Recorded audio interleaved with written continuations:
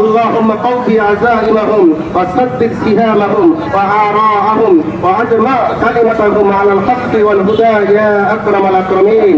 اللهم اغفر للمسلمين والمسلمات والمؤمنين والمؤمنات وألف بين قلوبهم وأصلح ذات بينهم وأمورهم للعمل بكتابك وسنة نبيك. اللهم ادفع عنا البلاء والوباء والرباء والزنا والزلازل والمحن وسوء الفتن ما ظهر منه عن بلادنا هذا وعن سائر بلاد المسلمين عامة يا رب العالمين. ربنا اغفر لنا ولإخواننا الذين سبقونا بالإيمان ولا تجعل في قلوبنا غلا للذين آمنوا ربنا إنك رؤوف رحيم. عباد الله إن الله يأمر بالعدل والإحسان وإيتاء ذي القربى والفحشاء والمنكر والبغي يعظكم لعلكم تذكرون. আমরা হুজুরের কাছ থেকে শুনলাম আসলে ঈদ কেন আমরা ঈদের বড় মাঠে একত্র হই। মুসলমানের এই একটা বড় পরিচয় যেটা হলো ঈদের দিনে সবাই মিলে আমরা নামাজ পড়ি এবং একজন আরেকজনের খবর নেই এবং কি যে গরিব যে আসে না কেন তার উপর সহানুভূতি আমরা কোলাকুলি করি।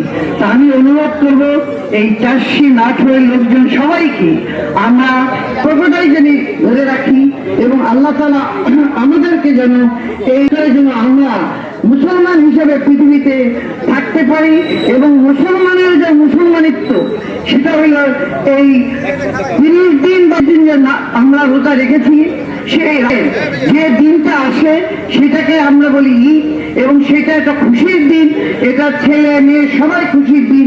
আমরা এই খুশি হিসেবেই যেন আমরা চিরদিন থাকতে পারি এবং আমরা সবাই মিলেমিশে থাকবো এই আশা করে আমি আমার বক্তব্য শেষ করছি। সবাই ভালো থাকেন, সুস্থ থাকেন। আলহামদুলিল্লাহ। আসসালামু আলাইকুম ওয়া রাহমাতুল্লাহি ওয়া বারাকাতুহু। আমি আসলে বলতে চাই নাই কিছু বললাম আমাদের যেটা ওই সবাই বলে গেছে ঐতিহ্যটা যাতে আমরা রাখি, বিতর্কের ঊর্ধ্বে শুধু বিতর্কের মধ্যে যাতে আমরা না আসতে চাই। আপনাদেরকে সালাম রইল, ঈদ মোবারক, আসসালামু আলাইকুম। সামাজিকভাবে আমাদের বন্ধন সেটা কিন্তু অটুট আছে এবং আমরা আশা করি যে আমরা এটা আমরা অক্ষুণ্ণ রাখবো। তবে আপনাদের ধৈর্য ধারণ করতে হবে, যেহেতু একটা সামাজিক পরিবর্তন, এই পরিবর্তনের কারণে অনেক কিছুই আপনারা এখনো স্থিতিশীল না। সুতরাং আমরা মনে করি স্থানীয় যারা আছেন নেতৃবৃন্দ এবং আমরা আছি, আমরা প্রতিজ্ঞা করছি, কালকে আমরা বসছিলাম যে কোনোভাবেই যেন আমরা এই নাটোর এবং চাষিতে কোনোভাবেই যেন কোনো শৃঙ্খলতা কোনো বিবাদ না যাওয়ার আগে আমরা স্থানীয়ভাবে চেষ্টা করবো যে আমরা নিজেরা প্রচার আছে, সামাজিক একটা অবস্থান সবাই আছে। সুতরাং আমরা যাতে এই থানা পুলিশ সময় না করে চেষ্টা করবো, তারপরে আমরা আমাদের আইন শৃঙ্খলা বাহিনীর কাছে আমরা সুপর্দ করবো, আমরা তাদের কাছে আমরা নালিশ করবো। সুতরাং আমরা আমাদের ঐতিহ্যকে আমরা ধরে রাখি এবং আগামী দিনগুলো আমাদের সুন্দরভাবে এবং নাটোর চাকরি সবাই একদিন থাকতে করে আমি আমার বক্তব্য শেষ করি। ধন্যবাদ সবাইকে। এবং চোখ দিয়ে আমার থেকে তাকিয়ে থাকুন। ইনশাল্লাহ এখন আমাদের জানার দাঁড়াবে তার আগে নামাজের একটু নিয়মটা বলে দিই। যেহেতু একবার এই ঈদের নামাজ আমরা আদায় করি, যার কারণে অনেক সময় আমরা একটু নামাজের নিয়মটা বলবো। এই নামাজের নিয়ত করবো ঈদুল ফিতর। ঈদুল ফিতরে আমরা নামাজের নিয়ত করবো। ঈদুল ফিতর 2 রাকাত ওয়াজিব নামাজ। প্রতি শ্রদ্ধা নিবেদন করছি।